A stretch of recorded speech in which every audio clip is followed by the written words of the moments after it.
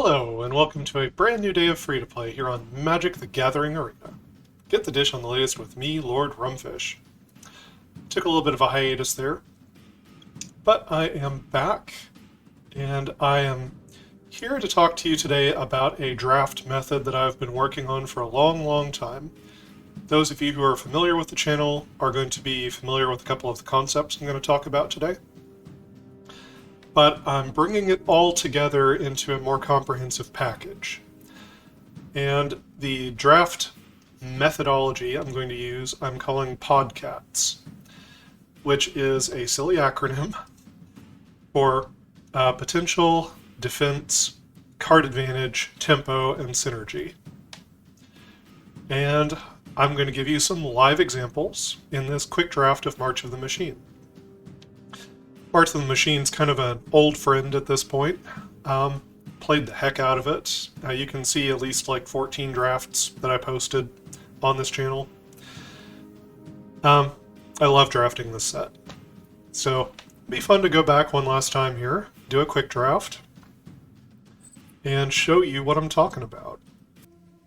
If you're familiar with the concept of bread, you could skip ahead a little bit, but there's a draft methodology called bread. A lot of people have heard of it. I think it is slightly helpful, but has some problems. So let's explain what it is first. BREAD is an acronym. It stands for bombs, removal, evasion, aggro, and dregs. So starting with the B, a bomb would be some card which is obviously powerful. Some engine that can, draw you a bunch of cards, produce a lot of token creatures, somehow win the game by itself, something that's obviously extremely powerful, like a planeswalker. Sort of once and future, I'm not sure if it quite qualifies as a bomb. Protection from 2 colors is really good. Surveilling 2 is really good. Then you need instants and sorceries in your deck, which that is a deck building consideration. That means you need creatures, you need creatures to, actually equip the sword. Then you need spells that you can send into the graveyard and then cast again. That cost 2 or less. I think this could be an engine that wins the game for you, but it requires some synergy. It requires a little bit of setup with your deck building and your card choices. So is this card a bomb? Somewhat. I would say protection from blue and black is very strong. But yeah, things like, 6/6 dragons that can deal damage to your opponent's creature, planeswalkers, things that can generate value over and over again. Those can be bombs. They're not very well defined, though, and we'll touch on that in a minute here. Removal speaks for itself. Usually people mean creature removal, and they mean stuff that's, in the 4 mana or less kind of range. Although, some draft formats have been slow enough that 6 mana removal cards have been commonplace. You can run some 6 mana removal in this format, but you should back it up with some other strong plays along the way. So this pack does not actually have a piece of removal to demonstrate, which is interesting. But, a red burn spell, a black creature kill spell, and they're not created equal. Some are better than others. My problem here with bread is if there were no bombs that you could identify, then if you started identifying removal and you took an entire deck that was all removal, you would lose the game, because even if you were able to remove every threat your opponent played, you would have no threats yourself. Sooner or later, your opponent would probably get something to stick, and even if they didn't, then you could very easily just mill yourself out and lose the game. That would be silly. Clearly, a deck that's only removal is not ideal. The E in bread is evasion. and that's talking about creatures that have things like flying or menace that are somehow hard to block. Now, evasion could also be like this Onakia Javelineer can tap to deal 2 damage to a player or a battle. So this is reach not in the terms of blocking a flying creature, but reach in the way that it can reach out and damage the opponent's face. And that is a form of evasion. So that's reasonably good advice.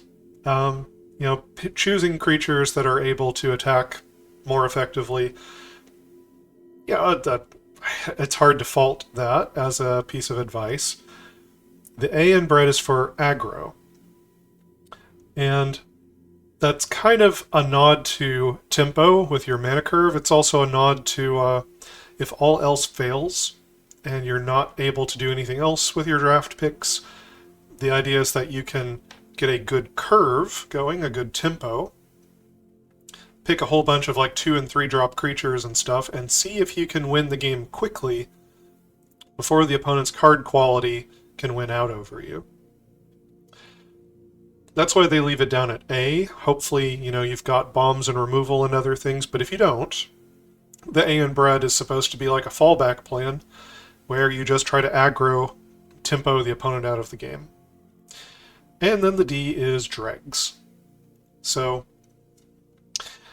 dregs is any other card which is playable but not exciting, which is good enough to make the final cut even if you don't love it. One of the things I like to poke a hole with in the bred idea is, a deck full of all removal can't win the game, but a deck full of all dregs, where you've got creatures that are not the best creatures. For example, I can use this pack as an example. You play Furnace Gremlin on 2. It's not exactly the most exciting creature in this format. You play Seraph of New Capenna on 3. Yeah, she's got evasion, but she's really not one of the more exciting cards of this format, it turns out. And then you get around to like turn 5, you play this Etch Host Doombringer. If you've got a battle, then, you can add or subtract from the defense counters. That's kind of cool. It drains the opponent for 2. But it's not that exciting of a creature on the field. But if you get these things out, you've at least got a chance of interacting with the board state and possibly winning the game, however unlikely it might be. Whereas if your deck is just all removal, you basically have no chance of winning the game. So that's interesting that a bunch of dregs cards could potentially be better than removal cards if taken to the extreme.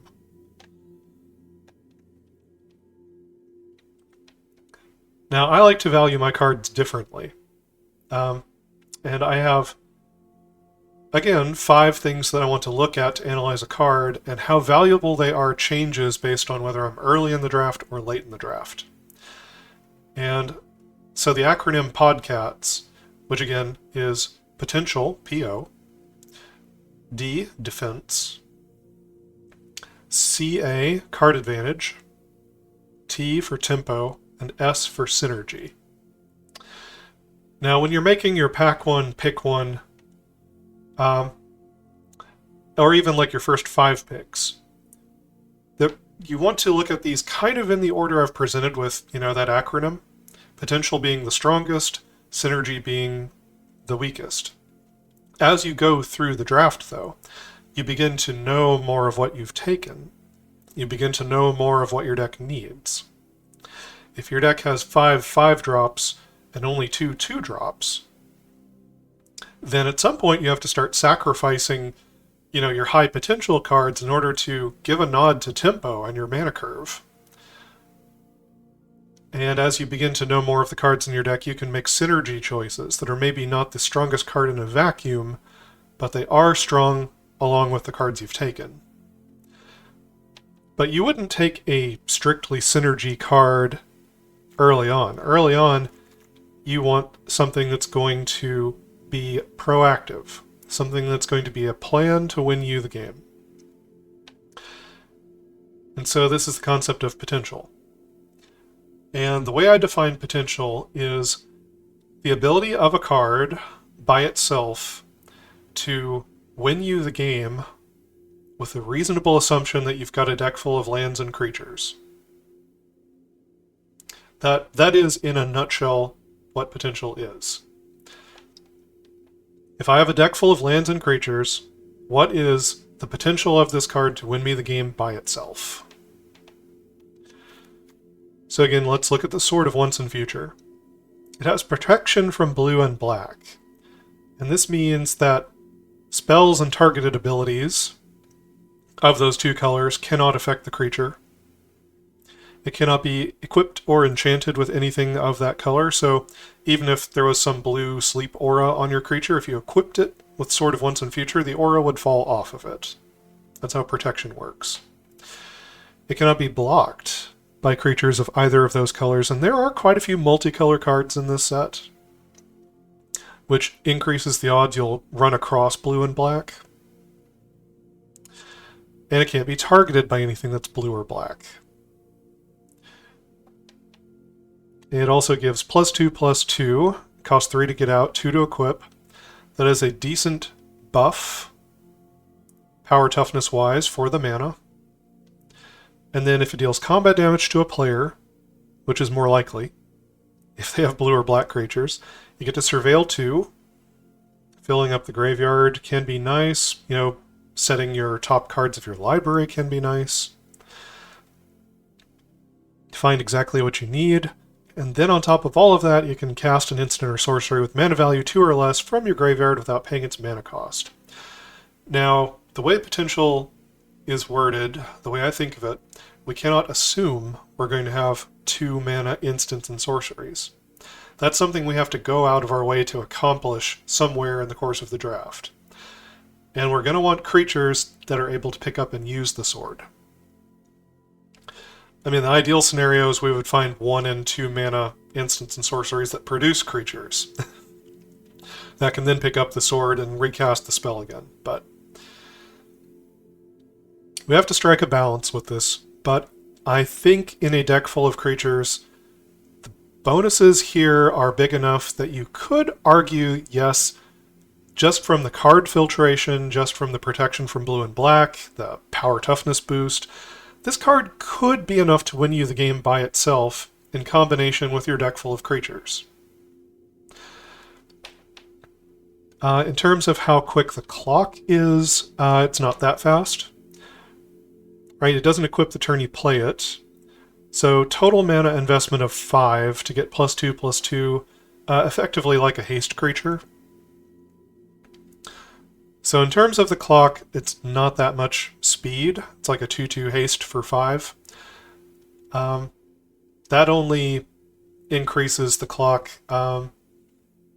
you know, by a 10-turn clock, 9 turns, technically, with the haste. And that's another 2 to equip it to every creature after that. But the pile of benefits you get here means your creature's more likely to get in for combat damage in the first place and be able to attack.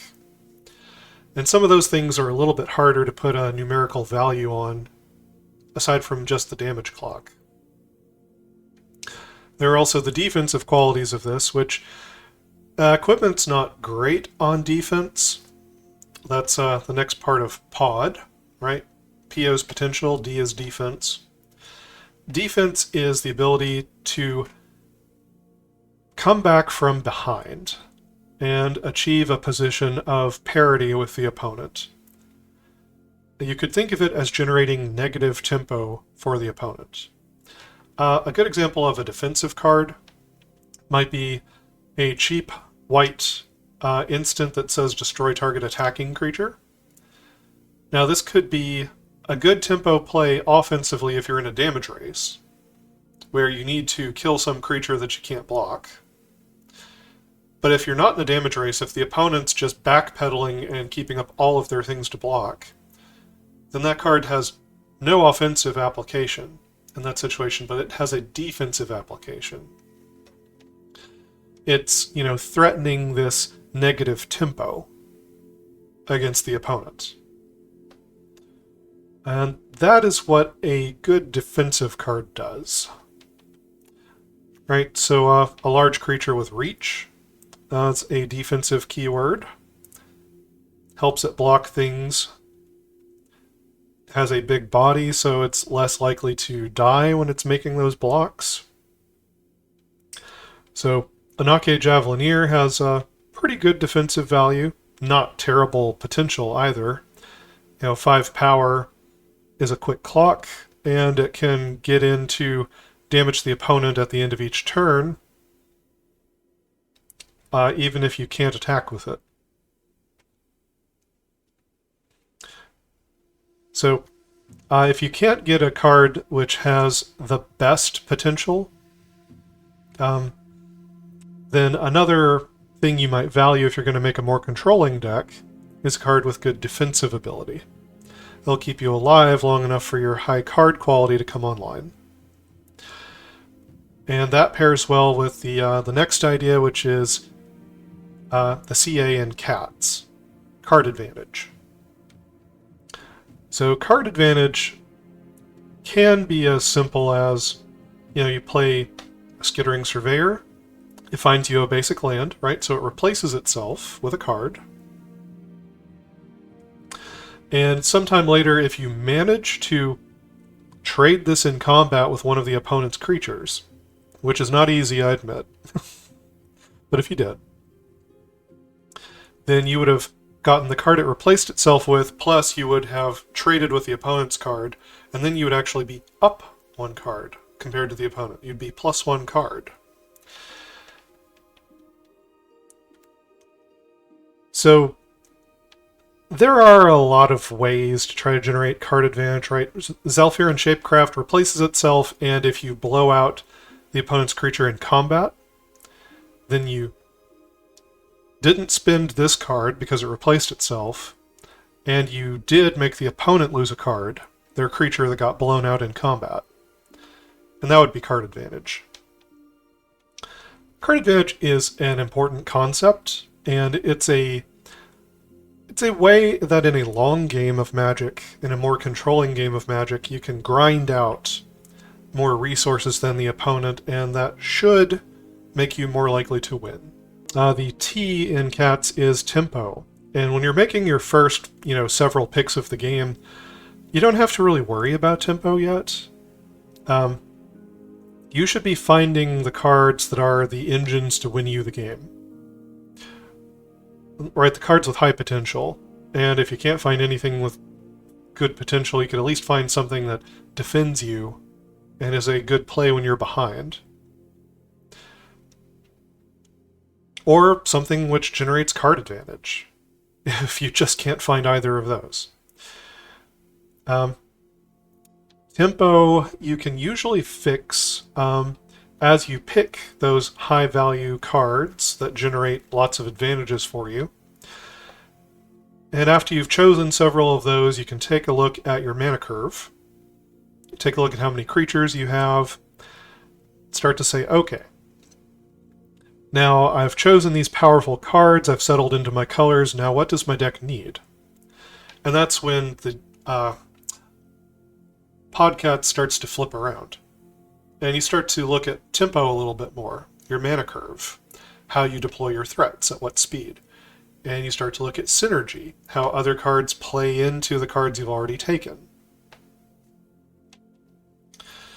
For example, Furia, Judge of Valor, has an ability when you cast your second spell each turn, that you sort of do a little impulse effect. You look at the top 3 cards of your library, put 1 in your hand, the rest in your graveyard.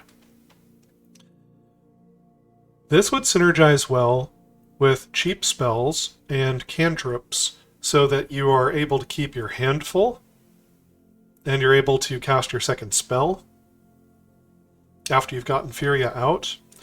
The other thing that it would pair well with is cards that want your graveyard to be full. Because once you're triggering Furia, you're going to be filling up your graveyard. I don't think those are good reasons to take Furia early. I don't think you want to take her saying, oh, I want to make the cast 2 spells a turn deck. Or I want to make the graveyard deck, I'm going to take Furia. I don't know, that's not why you take Furia originally. Originally you say, I want this 2/4 flying lifelinker. It has good defensive properties. The lifelink helps you to win a damage race. Or it's an effective 4-point life swing if you're attacking with Furia. Those would be the reasons to take it initially, and then once you have Furia, then it becomes more tempting to try to synergize with the other things the card does. Just like Sword of Once and Future is pretty good in a vacuum, but you might start to value 2-mana instants and sorceries a little more highly than you normally would after you've taken this equipment. Normally when I'm picking high potential cards, I don't value instants and sorceries that highly. I place removal into the categories of tempo and defense.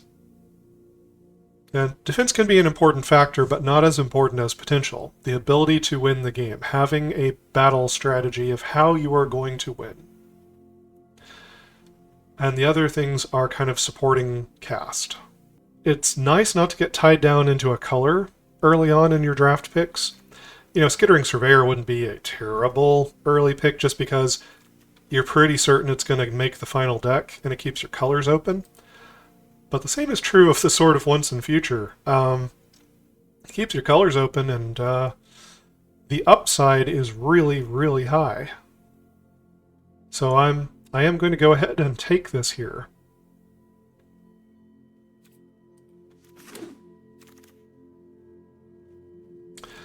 Alright, next pack we've got a Guardian of Girapur. 3/3 flyer for 3 is a very respectable body, especially in Limited.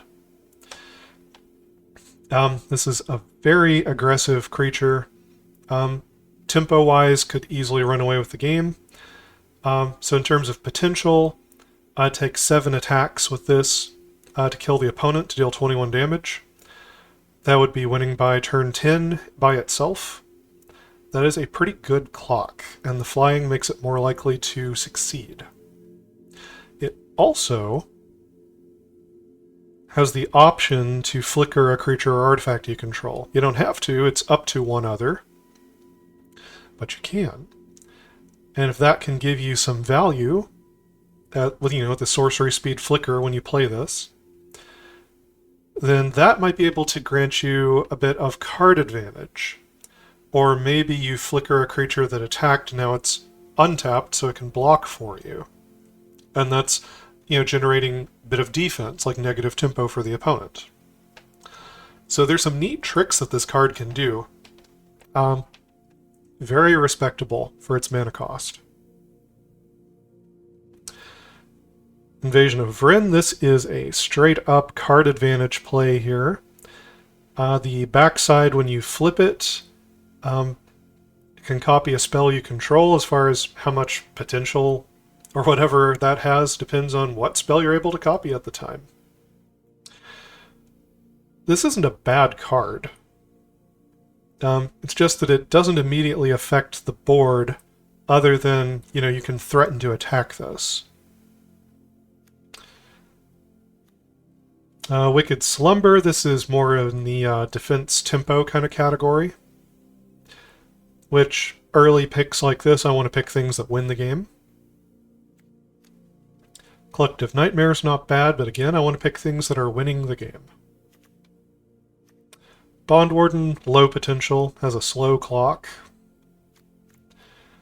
Cryptomancer, again, slow clock, not that high of potential. It's a fun trick. It's got some good defensive qualities to it as a flash creature that can make something hexproof. So defense-wise, this is pretty solid. Maybe even in terms of a tempo play, might be able to blow out combat or something, but in terms of just potential, it's adding 1 power to the board. Shapecraft, this is more of like a kind of tempo-y defensive, possibly, piece. Aetherblade Agent's quite good. Death Touch gives it a good defensive ability, and once you flip it over, it doesn't have bad potential to win the game by itself. It's kind of hard to stop a 3/3 Death Touch, but they want to stop it. They want to throw things in front of it because if it deals combat damage to a player or a battle, you draw a card. So that's, combining card advantage with potential and with defense. So this card has a lot of good things going for it. It's one of the nastier commons of the set. Consuming Aetherborn. This card's pretty lackluster. You can give Surprise Lifelink, which could help a damage race.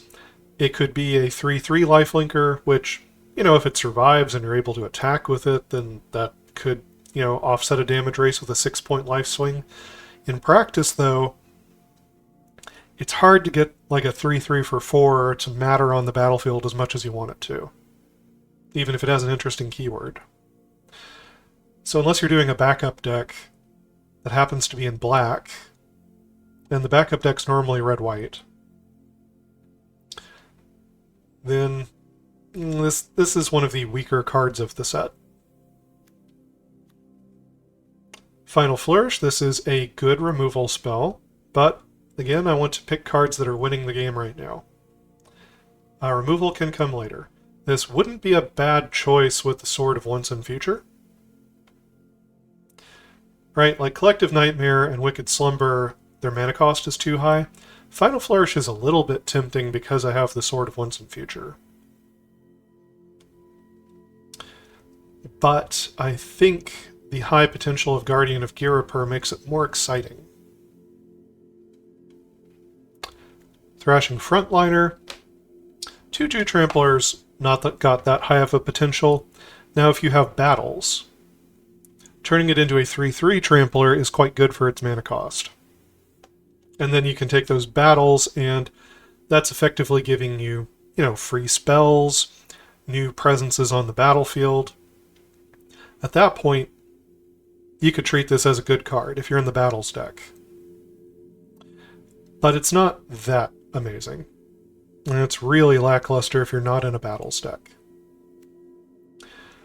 Seed of Hope, this card is...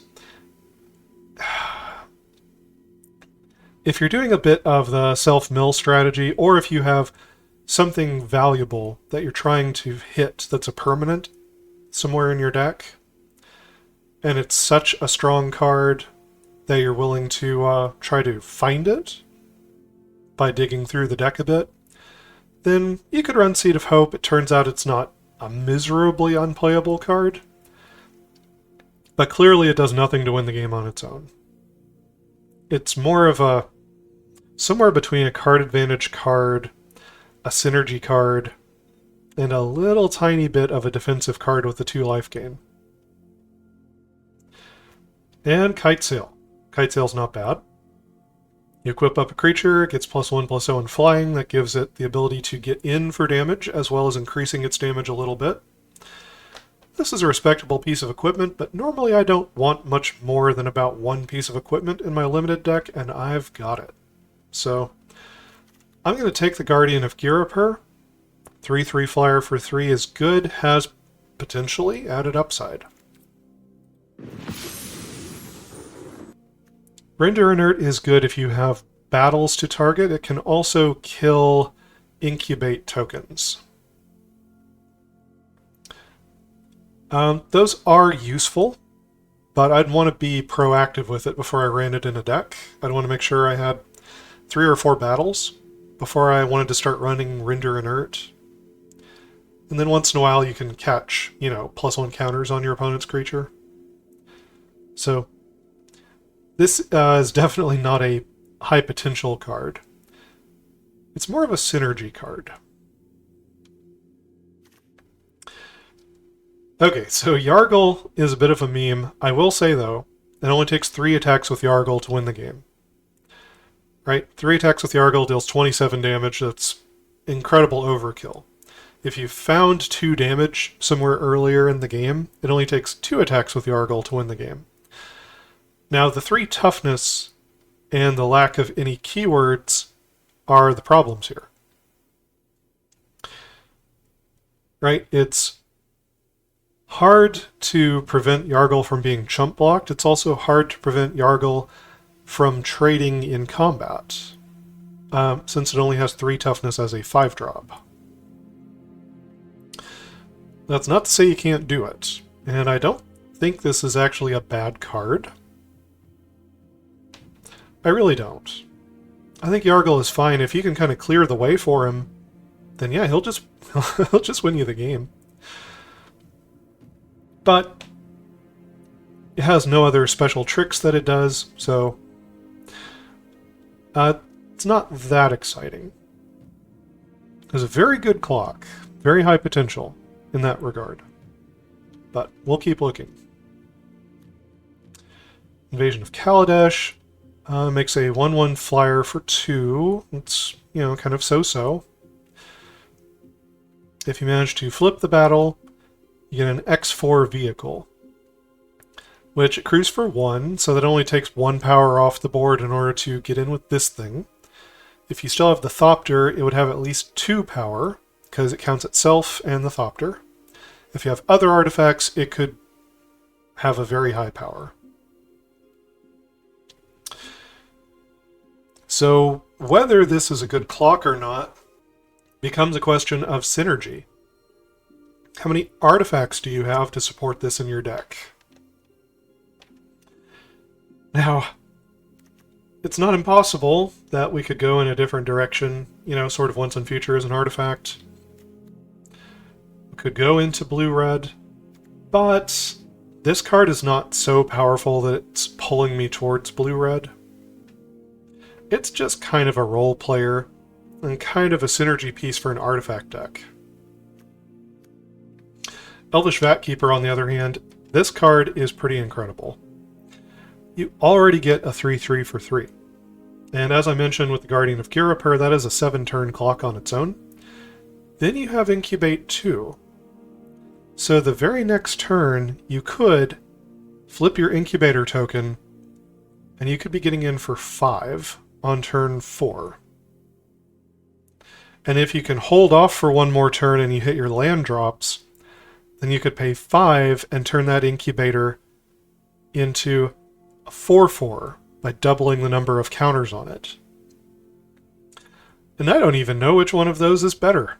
Let's do a little math. Okay, so we could be getting in for 5 damage on turn 4, right? If we sink our mana into the Incubator token. And it would just take, what, 4 turns of 5 damage apiece to win the game? So you're looking at potentially a turn 7 win off of just the Elvish Vatkeeper with no other cards. And that is a heck of a beating.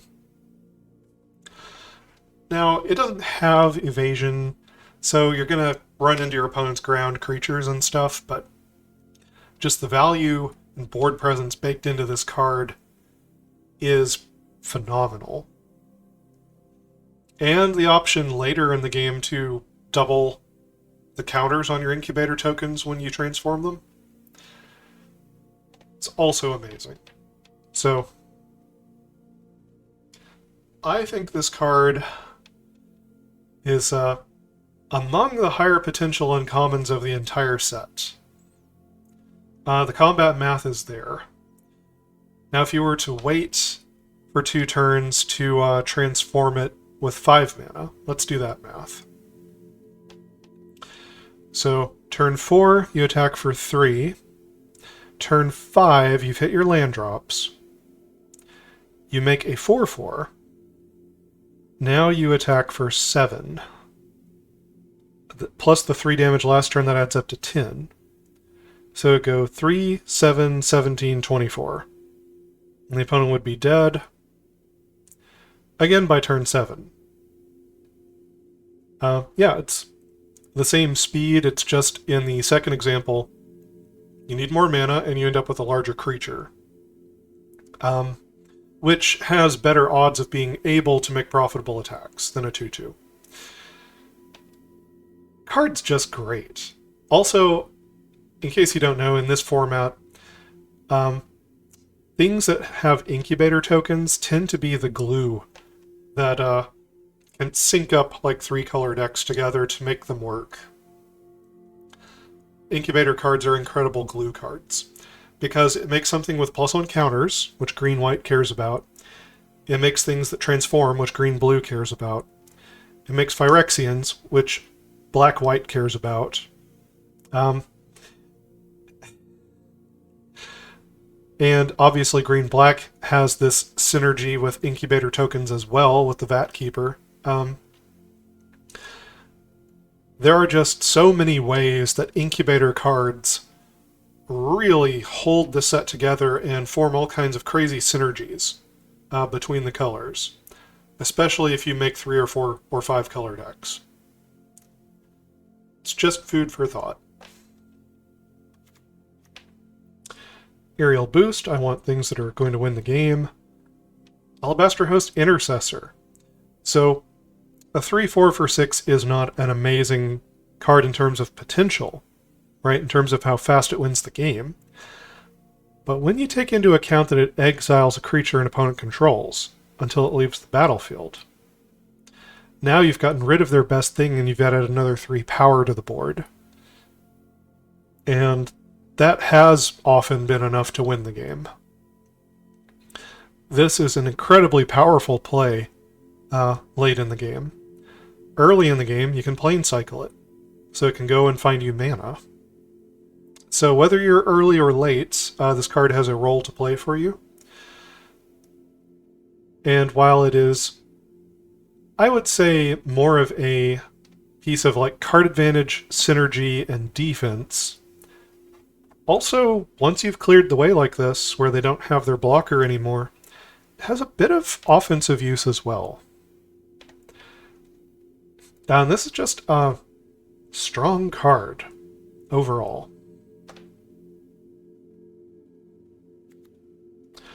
Oculus Whelp is okay. It's a 3 power flyer for 4. And if you control a transformed permanent, then when this dies you draw a card. It's a nice little bit of upside. Again, like blue and green care about having transformed permanents, and incubator tokens count as transformed permanents. It's just one of the many ways they're the glue of this set. This card is not that exciting. It's not that good. You know, it's got a 7-turn clock. It does fly. It's okay. But there are just so many other cards that have a bit more oomph, a bit more punch to them than this one does, that most of the time you're not going to end up running the Oculus Whelp. Bladed Battle Fan. This is 2-mana equipment with flash. It attaches to a creature, the creature gains indestructible, gets +1/+0, so this is a combat trick. And then you can move it around for just 1 colorless mana, and I like that. A 1 power boost for 1 mana is actually a pretty solid piece of equipment. Now again, there's only so much equipment you can run in a deck. I've got a great one here. And I'm looking for things that win the game by themselves rather than in tandem with other cards. I already took one of those in the form of the sword. I want to make sure I don't overload myself with too many pieces of equipment and auras and not enough creatures to wear them. Furnace Toast Charger is fine. So, you know, you get it down turn 6, attacks immediately, wins by turn 9. So, fine card. 5/5 is hard to stop. Has mountain cycling, so it does something for you in the early game as well. It's decent. I think I like the Alabaster Host Intercessor a little better than the Furnace Toast Charger. Anake Javelineer is a pretty solid card. It can get in for 5, it has reach, so it has good defensive qualities. And it can reach out and damage the opponent's face directly, or it can flip battles for you without having to attack. And that means you can gradually peck away at them to win the game, even if everything else is stalled out. It's a better card than people give it credit for. Pyretic Prankster. So, this card is not incredibly defensive. It's fairly offensive. So in the front face, its potential is not that high. It's a 2-power creature for 2. It's okay. But you can transform it the very next turn if you hit your land drop. Then it turns into 3 power, and if it dies, each opponent sacrifices an artifact or creature. So you can get into a position with Glistening Goremonger where it trades with one of the opponent's creatures, and then it trades with another permanent of the opponent's, and that's card advantage. And you get a reasonably aggressive body attached to this potential card advantage. And that makes this card pretty solid. Not bad. Halo Hopper. This one depends on the Convoke. And it depends a great deal on the Convoke. So if you play this in the fail case, where you just tap 3 mana and play a 3/2, that's actually not terrible. You know, it's not great. It's 3 2s for 3 are kind of like bread and butter going rate of any common creatures nowadays. But it's not completely embarrassing. But if you have other creatures out, then you can use them for mana even if they have summoning sickness in order to play out this Halo Hopper. And in that way you could kind of storm a bunch of stuff onto the table before the opponent's ready. You know, if you get Halo Hopper for 2 mana, that's pretty good. 3/2 for 2 is a very aggressive drop. That's a fine rate. If you get this for 1 mana or 0 mana, that's when Halo Hopper becomes a bit unfair. That's when its potential has gone up to sky high, where it's an amazing card. So if you can convoke it out early, it's well worth it. If you cannot convoke it out early, then it's kind of garbage. And it's hard to do the combat math because you have to factor in whether the creatures you're tapping to convoke it could have attacked that turn instead, or whether they had summoning sickness. There's a lot of factors there for trying to determine how this affects the clock of the game. Just be aware that this card is amazing if you convoke it out, and bad if you don't. And Tranquil Cove. This is just, you know, mana fixer. Very small defensive gain if you gain the life, and you can afford to play a tapped land. Alright. For this pack, I would say it's between the Vat Keeper and the Alabaster Host Intercessor. They're both amazingly powerful cards. But where the Vat Keeper is half as much mana as the Intercessor, I think the Vat Keeper is just ridiculously strong. Alright, Corruption of Tawashi. This is more of a card advantage play. So for, 7 mana, paid in installments of 5 plus 2, you get this Incubate 4 token. So you can get a 4/4 for a total of 7 mana. But when permanents transform, or enter the battlefield transformed, you draw a card, but only once each turn. So this can be a card draw engine for you that also happened to put out a 4/4. It's a better card than it looks. It actually can give you card advantage that helps you run away with the game. It's not the fastest in terms of its clock. Right, so you play this on 5. The next turn you sink 2 mana in. You start attacking for 4, wins the game in 5 turns. That would be turn 10. Would win the game by turn 10. Not terrible. But it's much better if you synergize it with other things that are transforming.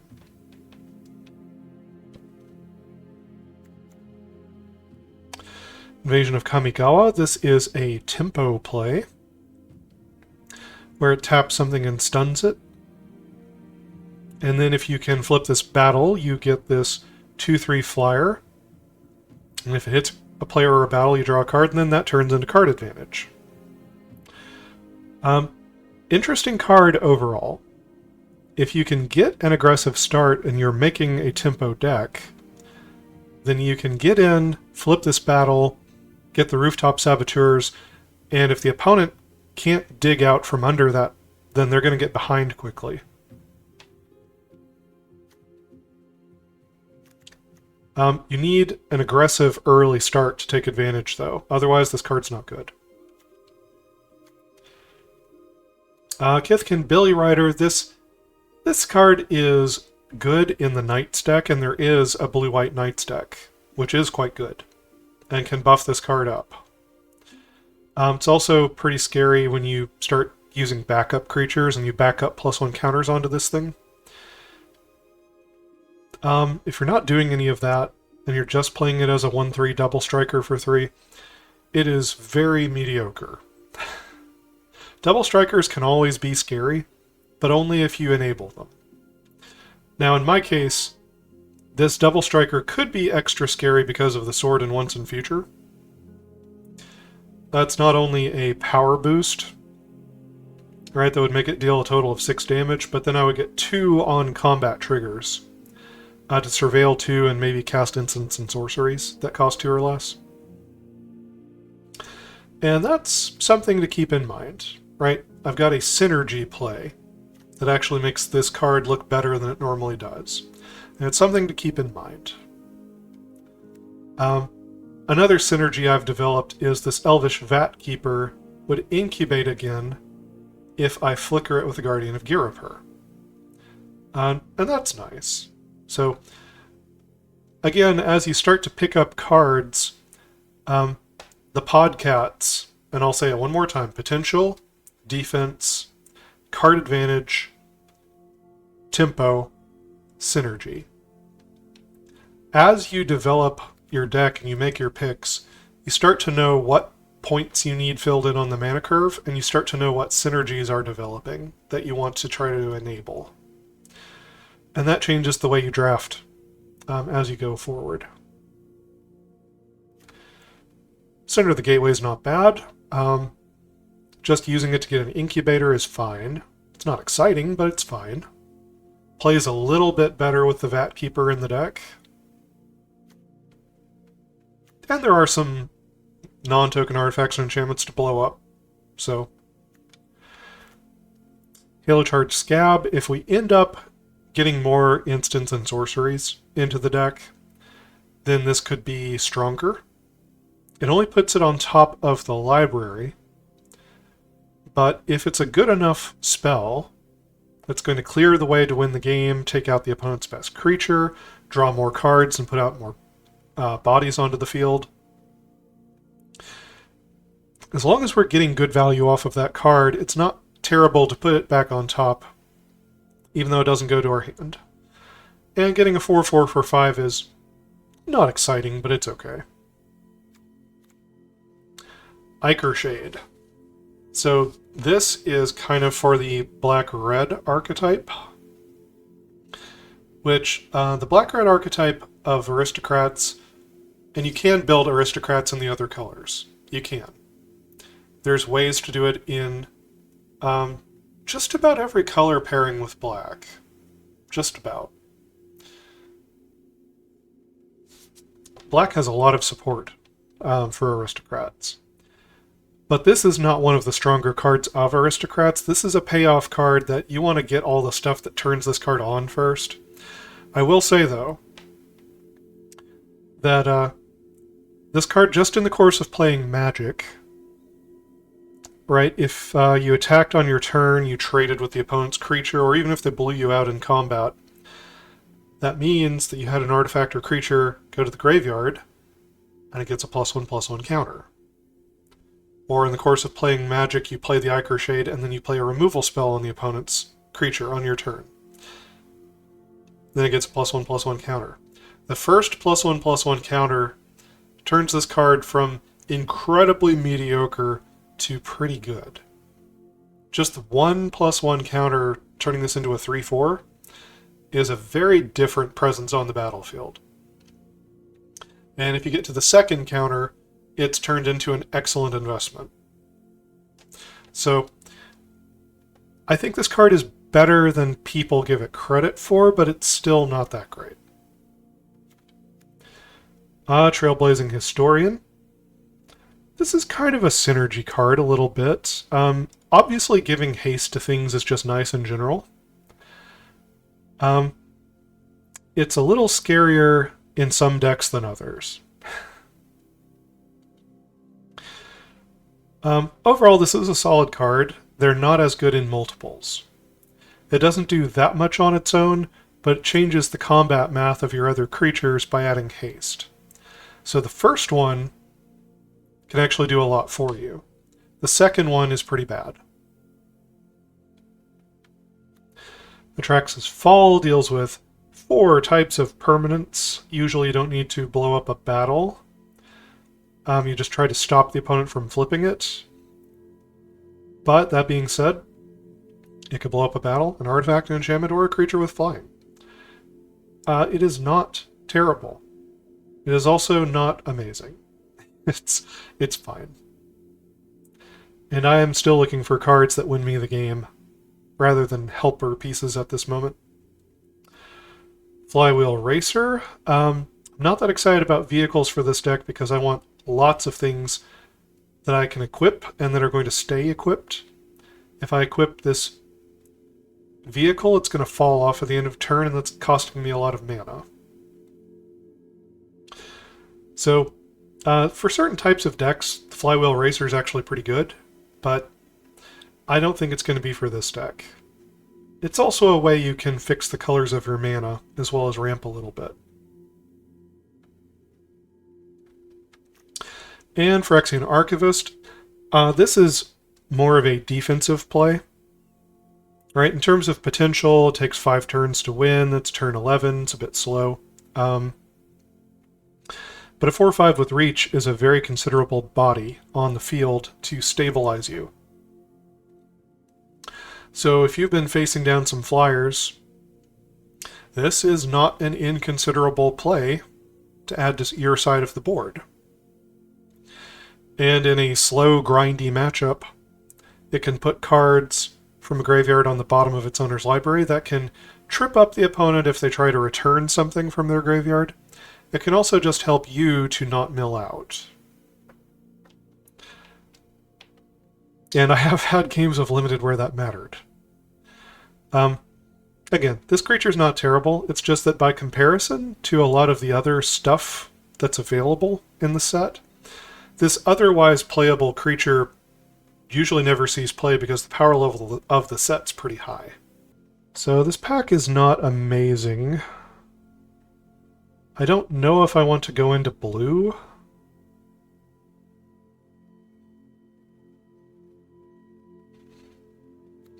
The Billy Rider does wear the sword well. And that could be a reason to get it. I could also get the Halo Charge Scab as a generally useful play, hoping that I might get some more instants and sorceries, and possibly flicker it somewhere down the line with Guardian of Ghirapur. That is going into a total of 4 colors with my picks at the moment. Corruption of Tawashi would be kind of the same way. I have made 5-color decks work in this format before. The support is there, you just have to kind of go a bit strong into green, get the right support and the right mana fixing, and you can make a 5-color deck work. I think the Corruption of Tawashi is maybe the strongest card in the pack. Billy Rider uses the sword well.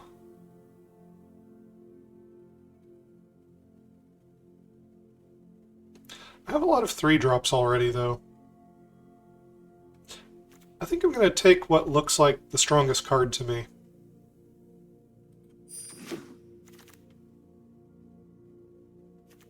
Invasion of Volgrotha. This can burn out a creature, or a battle, or a planeswalker, or even the opponent's face, and you gain 3 life. So it has a lot of uses in that regard. It can be an offensive play, where you burn out a blocker, then you can attack their face or this battle, and get Grandmother Ravi Singur. 3/3 flyer is not bad, plus she grows anytime a creature an opponent controls dies, and you gain 1 life. Overall, very strong battle. And as a transforming permanent, would go into the theme with blue a little bit.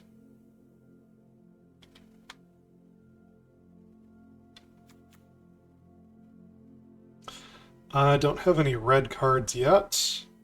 This one's not bad, but I'm looking for active cards that win the game right now. Rayav. Whenever a creature you control its enchanted or equipped attacks, it gains double strike. Huh. That is interesting with the sword. It would be the first red card, though. But anything that has the sword gaining double strike is pretty amazing. We'll think about that. Aeronaut, this one's not that exciting. It's kind of a lot of mana to pay for the size of body you get and the amount of power toughness it puts out. Infected Defector, this one trades reasonably well in combat, especially on blocks. And then it gives you another thing that you can flip into a 3/3 to continue to be blocking or attacking. I think it's a little bit more of a defensive play than an offensive play. It's pretty mediocre, but it's not terrible. Dune Shaper is kind of mediocre. You know, if you really have a reason to have an aggressive start, then I guess this is alright. But it's only okay. It's never really exciting.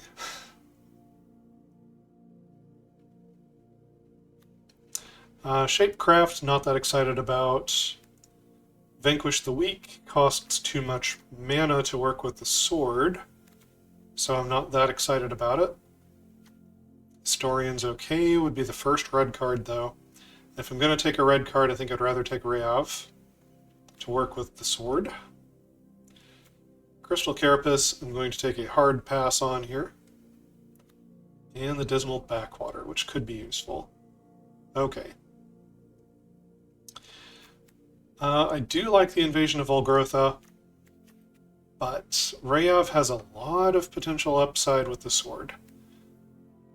You don't have to settle on your colors too early in the draft. A lot of people make that mistake. You can just take what's powerful and then see what's open for the first several picks. Aerialist is a very strong card. Very strong. 2 power flyer for 2 is already quite a beating.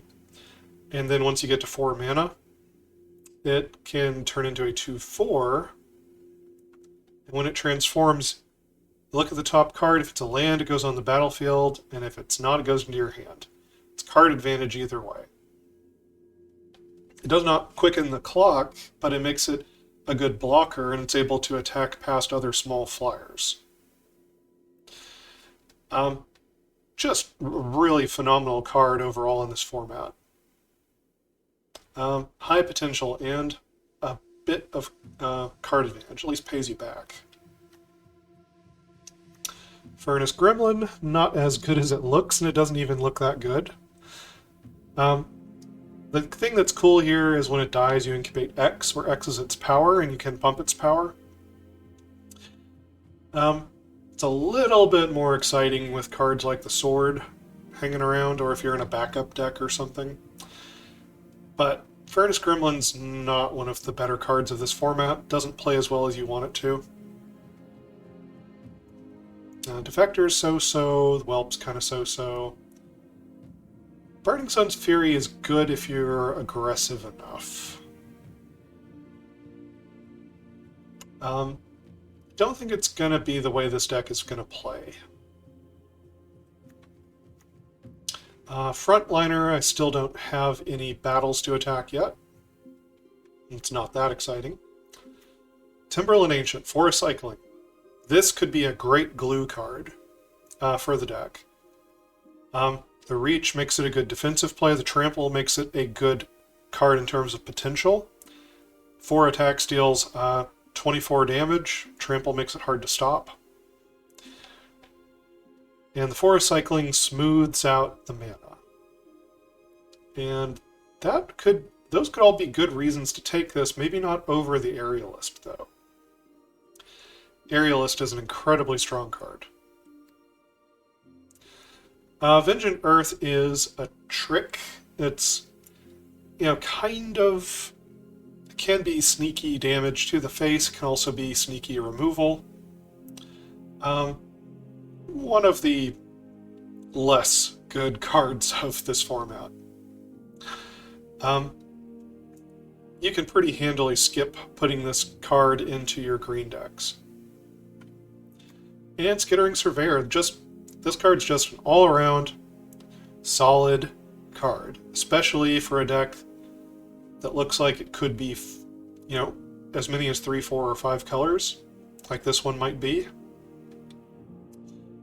But I think the Skyclave Aerialist is good enough, we go ahead and take it over the Surveyor.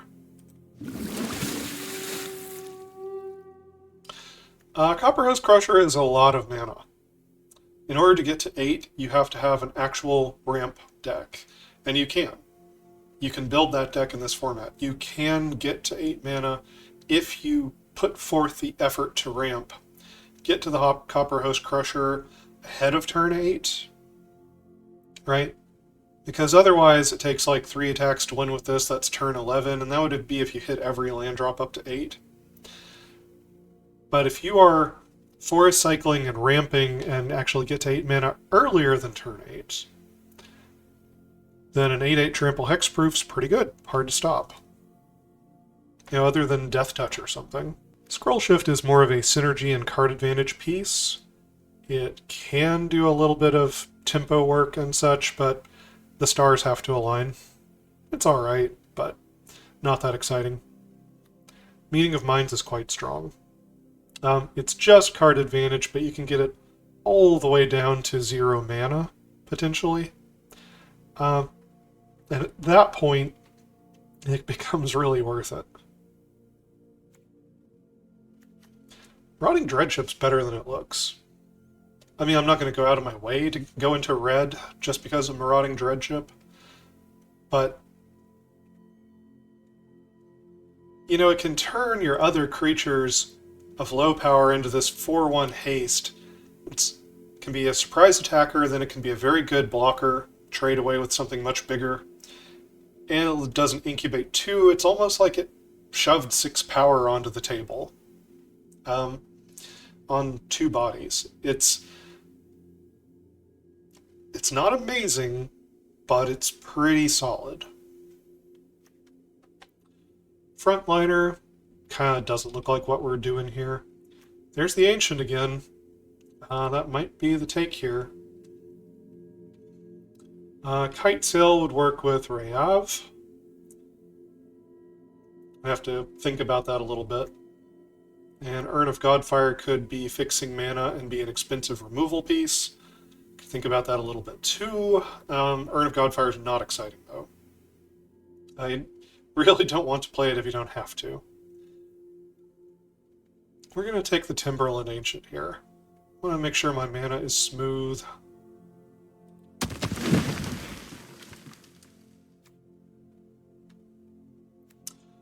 Okay, Jury Master of the Review. Still don't know if I'm going to have red. This is for more of an Aristocrats type of deck, which I don't have any of the pieces for here. Invasion of Kylum. This is a very tempo-oriented card, where you need to have gotten down early creatures, set up for this big attack. Flip the Invasion of Kylum, get this pair of 3/2s that can grow each other when they're attacking. If you can make that work, it's amazing, but it's actually hard to make it work. This is a little bit of a trap. Red-white is one of the weaker color pairings in this format. Here's a Billy Rider again.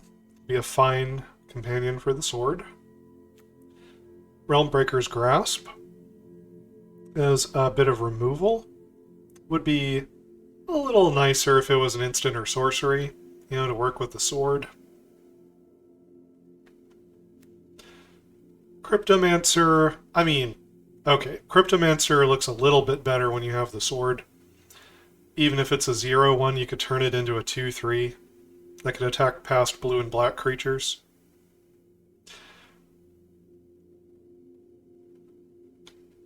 The Depth Guard actually looks pretty good with the sword on it. Because then it can attack and then it would be a 6-power creature. It's for the backup deck. And unless you have a critical mass of things that can pump its power, I don't think you run it. And yeah, we still don't have a lot that's pulling us into red here. Brayav is just kind of a speculation pick. The Placid Rottentail, which, it's fine. I don't think it's what we need for this deck, though. I think we're going to go big. Don't know we necessarily want this as one of our plays. I think what we're looking at here is probably Billy Rider, Grasp, or the Cryptomancer. I guess I'll take Realmbreaker's Grasp here. I'd like a little bit of defense in case things fall apart with my game plan. Billy Rider would wear the sword just fine, but often in this format you have so many playables. There's such a density of playables that you end up starting to cut things like this. I already have some 3-drops, so we'll see where we go. I'm going to take the Realmbreaker's Grasp. Seraph of New Capenna is not that exciting. It does wear the sword well, so there's that. Takes a lot of mana to flip it into the Seraph of New Capenna. It only can sacrifice one thing a turn, and only when it attacks. It gives it a temporary boost. It's kind of harkening back to Fallen Angel. It's really not that great of a card. So we'll see what else is here. Furnace Gremlin, again, not that exciting. Only have 1 red card so far. Attentive Skywarden. So when this deals combat damage to a player or battle, you can transform an incubator token. We have a couple. Right, we've got the Vat Keeper, we've got the Corruption of Tawashi. So there's a couple of incubator things. And that's already starting to push it as a, you know, it would be a mediocre kind of pick, but it would maybe be a little bit better than the Seraph. Just because we could net a little bit of free mana in transforming incubators with it. Shapecraft is not that exciting. You know, it's a card we could get off of the sword. If nothing else, it could draw a card. But it could not even target the creature wearing the sword because it's blue. Gloomfang Mauler, I might take this just because of the swamp cycling. I know we don't have any other black cards at the moment, but we've got the Vat Keeper. And this would be a nice kind of end-game play if we get up to that point. The backup 2 with Menace could be pretty back-breaking.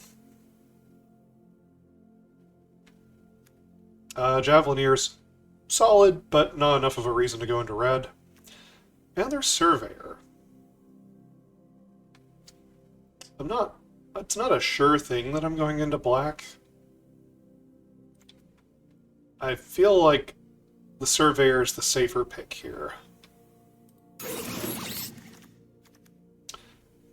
Still not entirely sure where the colors might end up.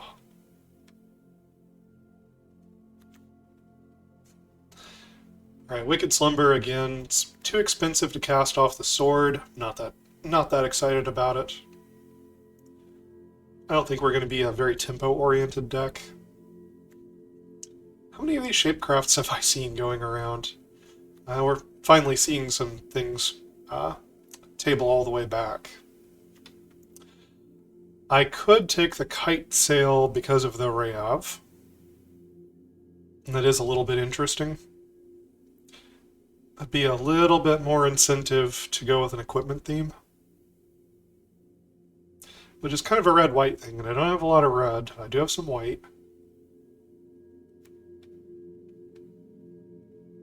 And it looks more exciting to me than the other stuff in this pack. I'm going to take the kite sail. Alright, red's looking kind of open here.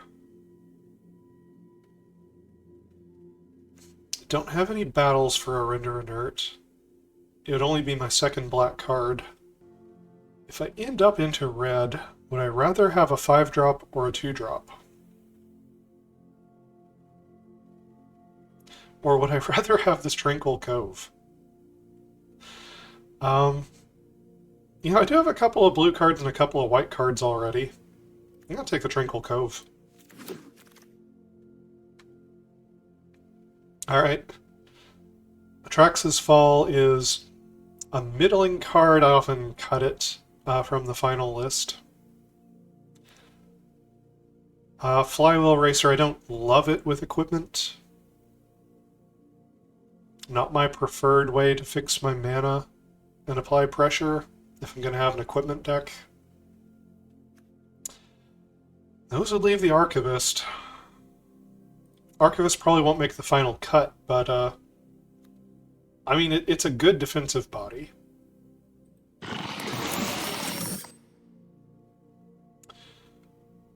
Okay, between a Dune Shaper and a Trailblazing Historian. I mean, I guess there's some upside with the Historian, right? The first one, giving all your stuff haste. I don't know how much red I'm going to end up having. I'm just really not that impressed with the Dune Shaper. I'm going to pick up a Historian here. Alright, sideboard. Sideboard. Whoa. Okay. This is a 6-drop that actually sees play in Standard. In Limited, this has got to be super, super busted, right? I don't have a lot of instants and sorceries to copy, but Chandra by herself can deal like 2, 3, 4, 5 damage to 2 targets the moment you play her. That's probably good enough. Even if you don't have the instants and sorceries in the deck. Just being able to use her as a burn 2 things kind of spell. Chandra's really good. Daxos, I don't think we're white enough to be playing Daxos. I think 2 white mana is actually going to be harder than it looks. Could go for a second Corruption of Tawashi. Be a little bit extreme, but it's a strong card. Glistening Deluge. A lot of my creatures might end up being green or white, so I don't know that this is going to be a good pick for us. Sanctifier. This wears equipment well. Yeah, a lifelinker. 2/2 lifelinker for 2. Wears like Kite Sail or the Sword very well. That's probably reason enough. It'd be a very good card for us, although I don't know if I can take it over Chandra. I know, I've got a big stupid curve here. I would need some ramp pieces in green. to color fix me and to get up to 5 and 6 to make this deck tick if I'm going to be taking cards like this. This would be like the safer choice down here, but I'm just hoping I can pick it up later. Protocol Knight, it's a tempo play. It's outside of the Knight deck, it's very so-so. It's playable, but not exciting. In the Knight deck, it's actually quite good. We are not a Knight deck. Temporal Cleansing, it's okay. I can't use it with the sword. Aetherblade Agent, quite good. Corrupted Conviction, eh. Javelin pretty solid. Don't love Combat Tricks that much. Rotten Tails, eh. It's cute, but... And the Ancient. I wouldn't mind another Ancient. Just to be real sure I've got forests going on if I'm going to be running a green core of this deck to mana fix. But yeah, it's Chandra. No more watching. It's time to do something. What? Oh, it's not that Quintorius. Okay, this Quintorius. 3/5 with Vigilance for 5. At the beginning of your end step, exile a non-creature, non-land card from your graveyard. You make a 3/2 white and red spirit creature token. And then you can also pay 3 tap, sack a spirit, choose a card exiled with him, and you can cast it without paying its mana cost. And if it would go to your graveyard, it goes to the bottom of your library instead. This card is really strong. You do need stuff in the graveyard for it to be at its full effect. But, yeah, this generates creatures, and I could put out 6 power the very first turn it's out, potentially 9 power by the second turn. This can easily just run away with the game, like crazy. Be hard to pass it up. Phyrexian Awakening, this spell is just fine. Right, 5 total mana to get a 4/4, and Phyrexians you control have Vigilance. It's quite good. Collective Nightmare is solid, does not play with the sword. Invasion of Pyrulia, I do love this spell. I do. Smooths out your draws. Right? If early in the game, often all you need is just land. Can also find you double face cards. So it replaces itself, and then you can get a 4/4 Trample Ward 2 that protects your other transformed permanents a bit and gives them trample. It's actually a very strong battle, especially for a deck kind of like this that's a little slower and wants to be hitting its land drops. You need to be able to get blue in the early turns, though, to be sure of that, so... And like Skittering Surveyor might be a safer pick if I was doing that. Yeah, looking over the rest of these, Quintorius is a really strong card. I'm going to go ahead and take it. Sort out the damage later. Stoke the Flames is good. Good interaction. Can burn the face. Notvold Hermit. Very powerful card.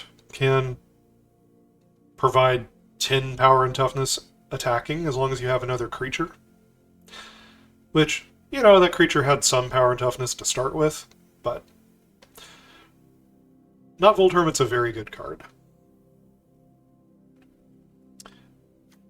The Brawler. The Brawler is quite good. We could probably play it here. It pumps up the counters on Incubator tokens. It's just one of the many ways that synergies can trip over each other and coalesce into something crazy in this format. So, not inconsiderable. Furtive Analyst's a pretty forgettable card in this format. If what you want is early game blockers, this will certainly do that for you, and it'll let you loot. It's not terrible. It's just there are so many truly exciting, powerful cards that this one feels a little bit more like a forgotten remnant of some other set. Final Flourish. Is it time to take a Final Flourish? Because it plays well with the sword. And it would be another chunk of removal. Maybe. It looks like there's not that many instants and sorceries at 2 mana that actually want. Final Flourish might be one of the only ones. Do I want to take a piece of removal? That's kind of more of an aristocrat's piece. Do I want that so much for the sword that I would take it over like a Botanical Brawler or a Notvold Hermit? That's a good question. I don't have any 4-drops yet. This would be a very, very fine 4-drop.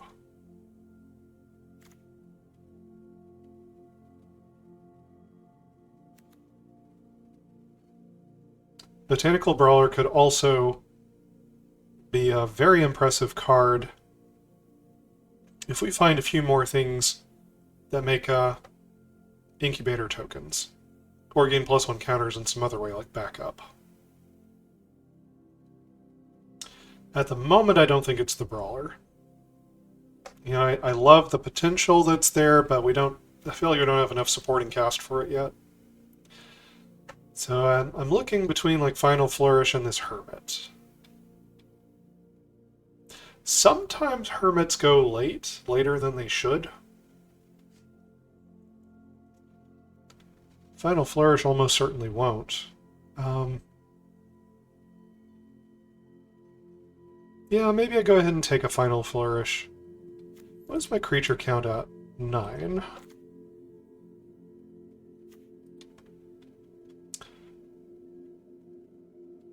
I don't know if this is the right choice. No,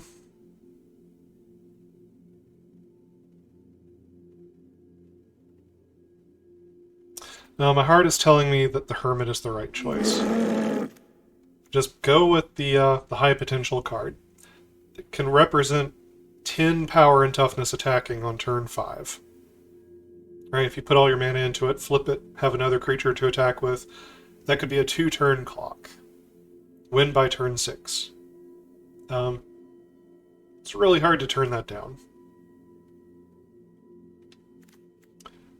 Alright, Astral Wingspan is pretty so-so. It's okay. Valduk. This one's a little bit fun with the equipment that we have. But we'll keep looking. You know, they'll come back to Valduk if he ends up being one of the better looking things for us. Invasion of Muruganda, though. This is a pretty good card all the way around. It's a good piece of green removal. It's a pretty good battle to flip. You get a 4/4. It can pump a creature +2/+2. It loses all abilities until end of turn, but very often that ends up not mattering. You know, sometimes you can just pump up like an incubator token or something. It looks perfectly fine. Yeah, the Primordial Plasm is quite solid. And the fight on the front, you know, 5 mana looks like a lot, but it's actually a pretty good card all the way around. So is the Intercessor. So both of these are good. Both removal.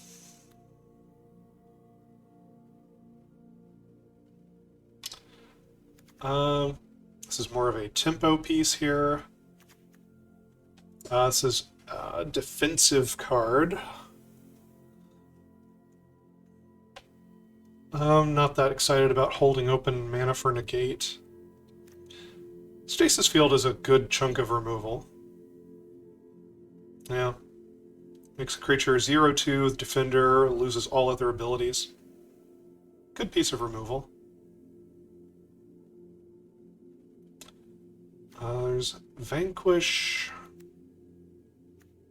Don't really need more equipment.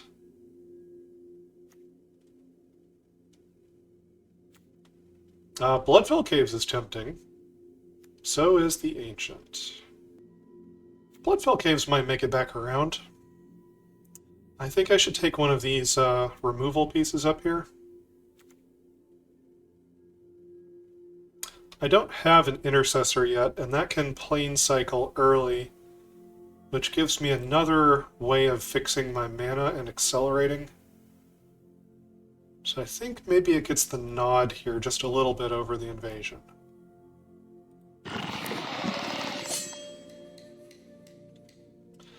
Double black's a little much.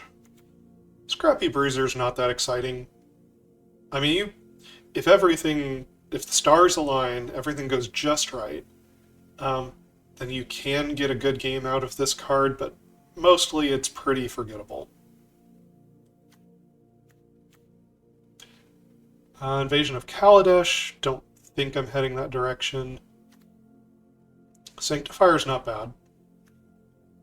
I think I like the Sanctifier better than the Skywarden here. Lifelink with some of this equipment would be really nice.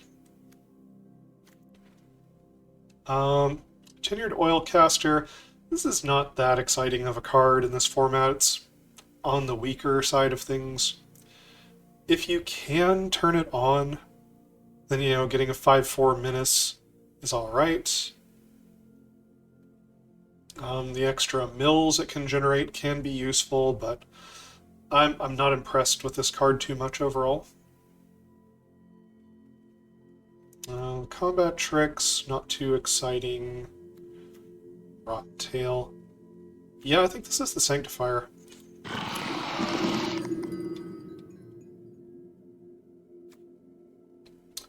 Mirage can deal 5 damage to a white or blue creature or planeswalker. And there are some high-value targets, like this Intercessor, things like that, that are well worth getting rid of. We'll see. You can also just deal 1 damage, and that can be fine too. Don't think we want the double green on the Moloch.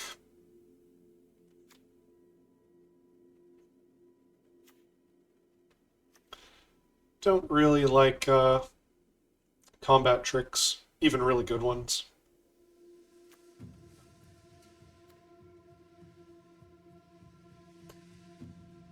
Scab, we don't have a lot of instants and sorceries and battles. Don't have a lot of knights.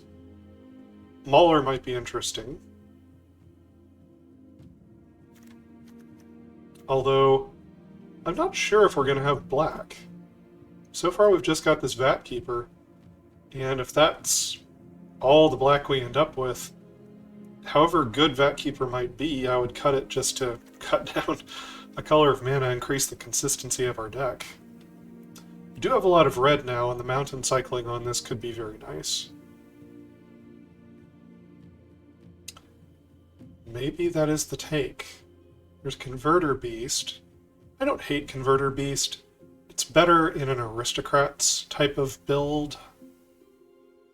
But the 0/1 chump blocker's alright, the 5/5 incubator's pretty nice. I think I'm going to take the Charger, get some more of these land cyclers.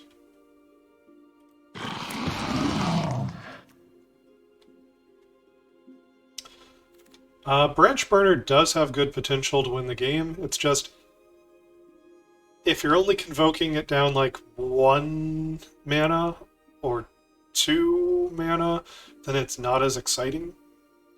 If you get this thing down to like 4 mana or less, then you're really doing well. Not that it looks bad at 5 mana, but if you've tapped down your entire board to attack for 4, it's possible the opponent can crack back for more. Sailback's a good solid card, also a dinosaur. Can come in with haste, which changes up its clock a little bit, or can blow up an artifact or enchantment, and that's the mode that I really like on the card. Radha, not one of the better cards here. She has Domain, which Honestly, we might end up with a pretty high domain count with this deck.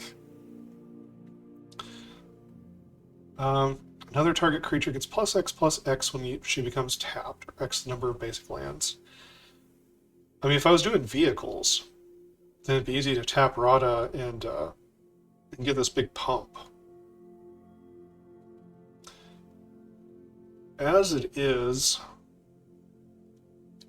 a lot of times this is kind of an awkward 3/3 for 4 that you get like one interesting attack in with it, and then it dies, and that's it.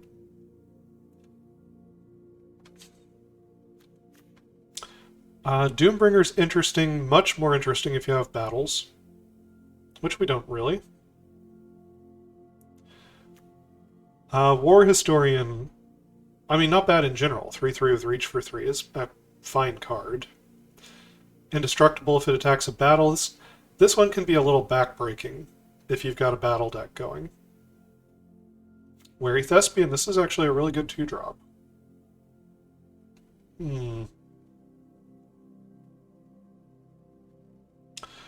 Well, I think I'm between the Thespian, the Barrage, and the Branch Burner. I have a lot of 5-drops already. I think we're going to take the Wary Thespian here. Although, Lithomantic Barrage, now that I'm thinking about this, I've got quite a few 2-drops here. The Barrage is something that might be worth actually using with the Sword of Once and Future. Yeah, I think I'm going to take it. I don't have enough ramp for a Copperhost Crusher. Knives of the New Coalition's a fine, playable card. It's much better in a Night deck. It's fine on its own, though. Scroll Shift. Good, solid, reasonable card. Thunderhead Squadron really only does any work in a Convoke deck. It can do good work in a Convoke deck. Dramatic Revelation is fine, but I don't think it's good enough to pull me into black further. No. I mean, I think the Knight of the New Coalition's the take here. Don't like the double white on Daxos. Don't like the double black on the Deluge. Is it the Ancient? Just get those forest cycles in? Yeah. I mean, I want creatures that can pick up the equipment and use it. I mean, flying would be good. Lifelink would also be good. But if I had a creature that was already wearing the sword, I could not back up onto that creature wearing the sword because it targets the creature and protection from black would stop that from happening. That would be a sad moment. I think I would rather take the Attentive Skywarden here.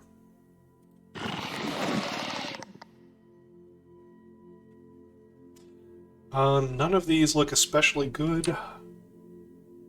I guess I'll take the one I don't have a playset of yet, which is the Carapace.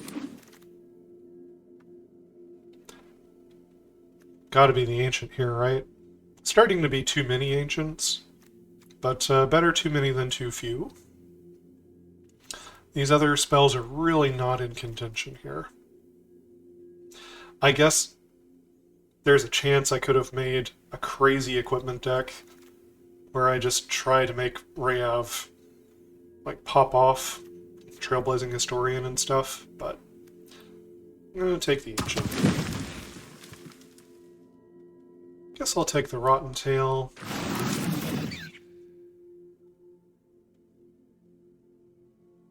An Intervention would be an interesting play with the sword. And an Adaptation. Oh, Dusk Legion Duelist. I mean, I don't have a lot of ways to put +1 counters on things.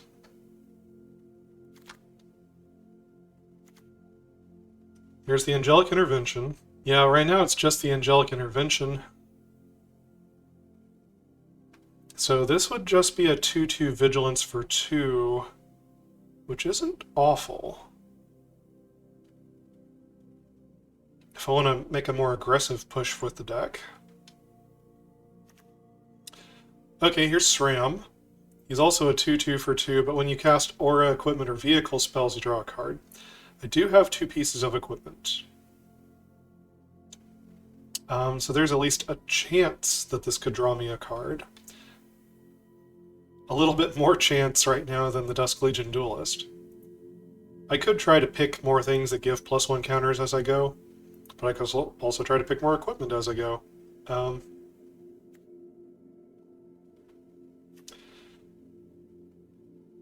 Rampaging Geoderm is a great card, but it's so much better if you have battles.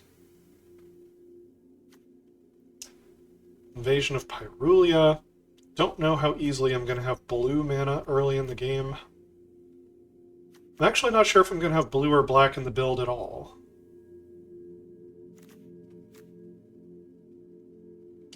Alright, let's start cutting some colors here. Because we haven't gotten a lot of the green color fixing.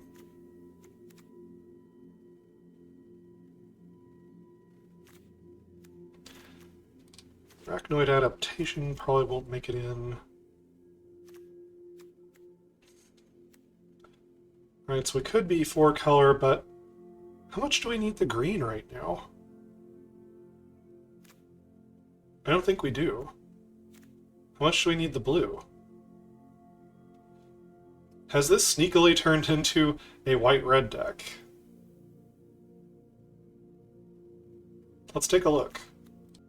White-red, I'm looking at 11 creatures, 18 playables.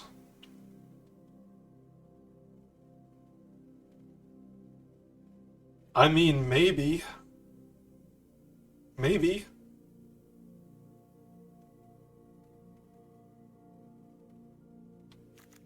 Just take SRAM and try to keep going with an equipment deck? Already got Rayav. Okay.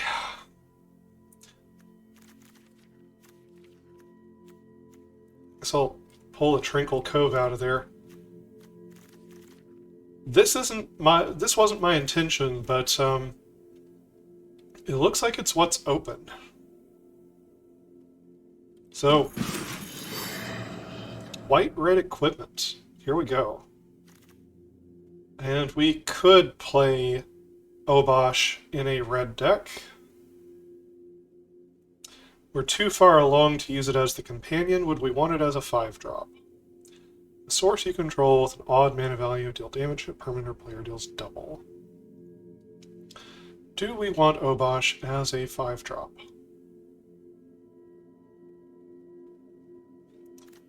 He would... Is it permanence? No, a source. A source with an odd mana value. He would actually double with a Mantic Barrage. Double the 3-drops, 5-drops.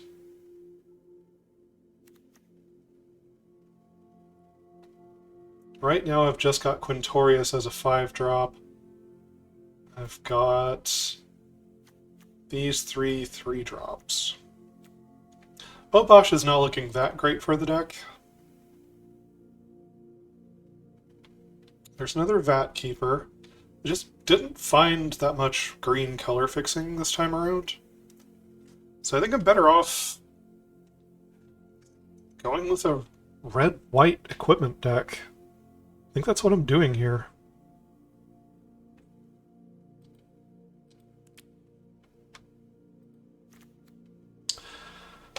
Alright, I only have a count of 12 creatures right now. Do I have things that are not creatures that make creatures?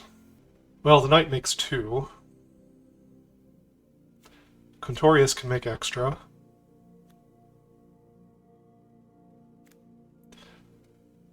But no, I need to up my creature count. If I'm going to be playing an equipment deck, I need a critical mass of creatures. There's Rouse Reinforcements. That could be pretty good. That gives me creatures to put equipment on. It also is something I could cast with the sword.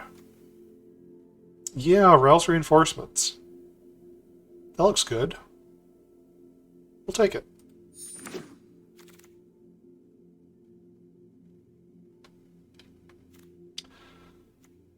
Seraph is okay. Gremlins. Not that exciting. Raph is really good, but I don't think I'm going to try to shove blue into here anymore.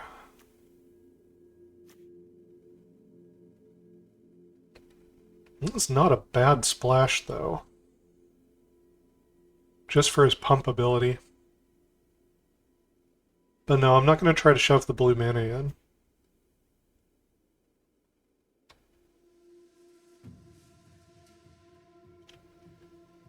Well, the choices in this pack are not great for red and white.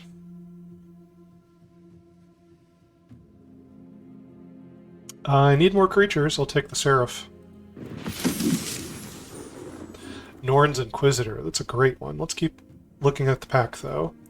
Oh, Alabaster Host Sanctifier. That is a great one for equipment. I mean, Norn's Inquisitor is 2. It gives us 2 bodies. And he can put out a few extra +1 counters from his ability. The lifelink, is that worth more in an equipment deck than the 2 bodies? It's hard to say. It's a piece of equipment. It'll probably come around on the wheel.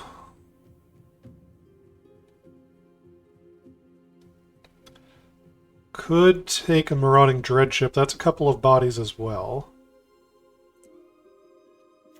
Man, it's between Norn's Inquisitor and the Sanctifier. I think I'm going with the Sanctifier here. I think the lifelink is a big deal with equipment for winning a damage race.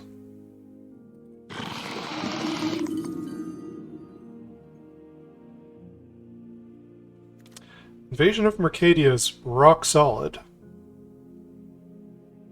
Smooths out your hand. Gives you something to attack to turn into a 3/3, which can make even more creatures for you. Rock solid card.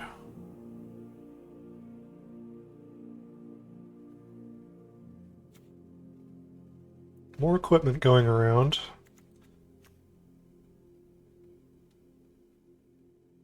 This is a tough choice, actually. Mirran Banesplitter is a really good piece of equipment, and I've got some of the, I've got Rayav and I've got SRAM. There's some of the big payoffs for having equipment.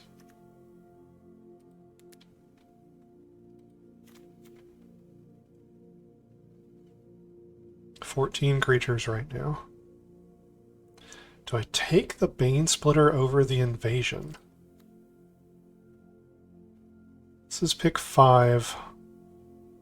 8 cards are going to be gone from this pack before it comes back to me. I'm taking the Invasion. It's going to help me find my equipment and my creatures.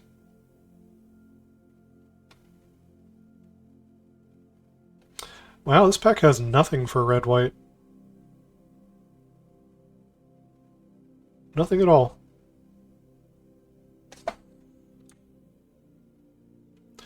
Well, I'm missing a copy of Furtive Analyst.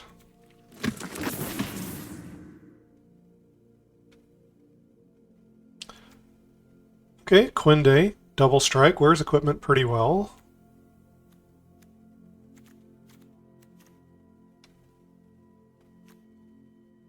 Ramosian Greatsword's not really the equipment I'm looking for here. Golden Scale Aeronaut. I really need more creatures and I'm running out of time.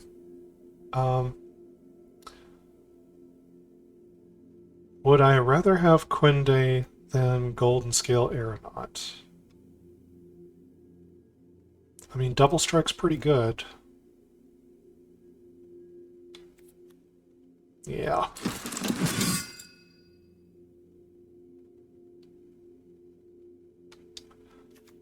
Well, speaking of Double Strike, um, Fearless Scald is a heck of a card. Hacky Scrap Chomper. I mean, it can sack things and draw cards. Turn dead lands into fresh cards. Not the worst. Fearless Scald's a really powerful card, though.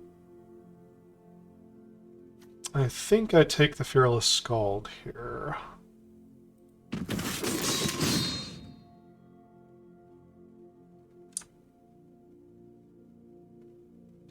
Nothing for us here. I'll take a Geoderm for the vault. Snubbing the Dune Shaper. But I think it's finally time to take it. It does turn into a Trampler later. And it wears a piece of equipment just fine.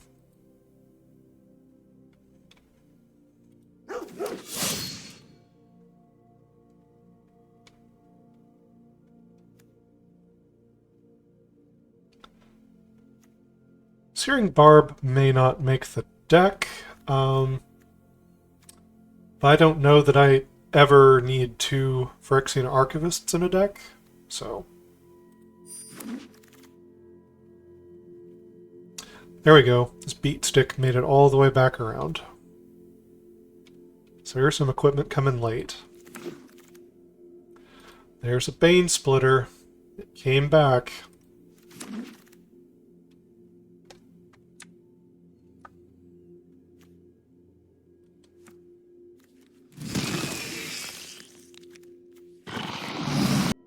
Okay, I currently have 17 creatures in here, not counting Rouse Reinforcements, which makes 18. I could almost count Searing Barb as a creature. That would be like 18 and a half.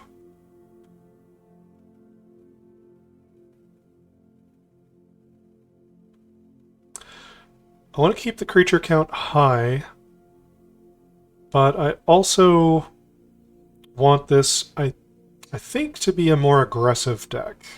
So I think the Archivist should probably go. I like the Intercessor and the Charger because of mountain cycling and plane cycling. It gives us a little bit of mana smoothing where we wouldn't otherwise have it. These are also both big impacts if we get up to 6. So is Chandra. We don't have a lot of instants and sorceries for Chandra, but we have a few. Hopefully they will overlap with the sword a little bit.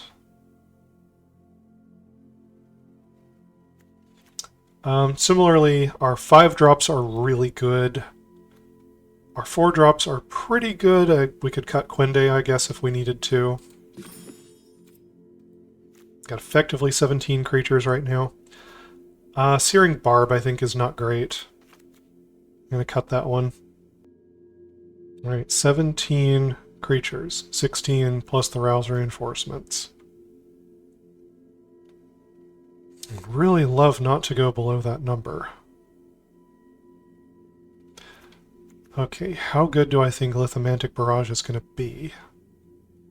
Maybe not that good.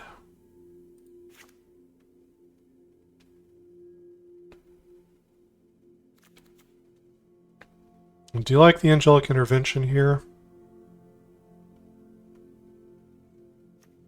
I like the Realmbreaker's Grasp. We don't have that much removal. It's at a good price.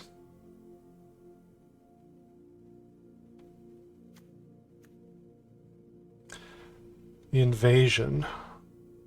Well, we're getting to some tough cuts here.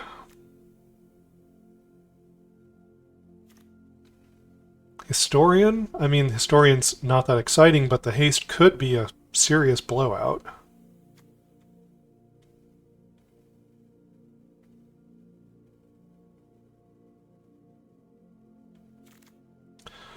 Skywarden's not that exciting. We don't really have incubators to flip anymore.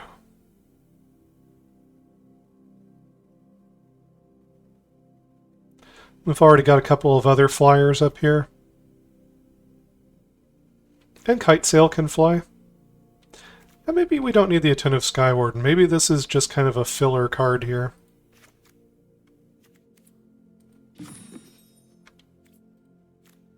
Brings it down to 16 creatures in an equipment deck. I don't think I can cut another creature.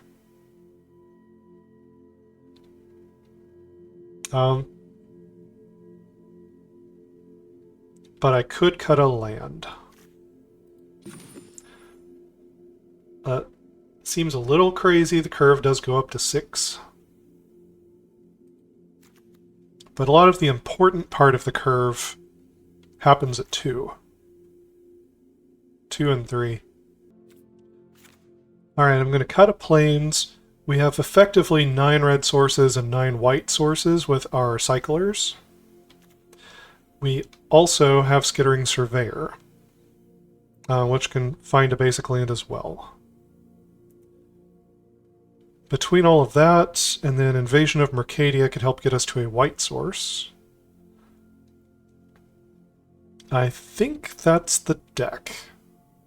So, not where I thought we were going to end up at all, but sometimes you got to roll with the punches and just take what's handed to you in a draft. It makes sense that red-white is open because it's one of the weaker colors, but finally, once enough of these equipment pieces started coming around and I already had this amazing chunk of equipment,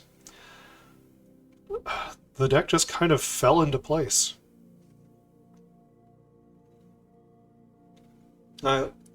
I do love making green decks in this format. You know, base green, like 3, 4, 5 color decks. But the support wasn't there, and this is what shook out. So you have to just keep your mind open during a draft. And join me next time. I will take this out into the wilds. We'll play some games. And until then, like and subscribe, check out my other videos, and never stop honing your critical thinking and empathy.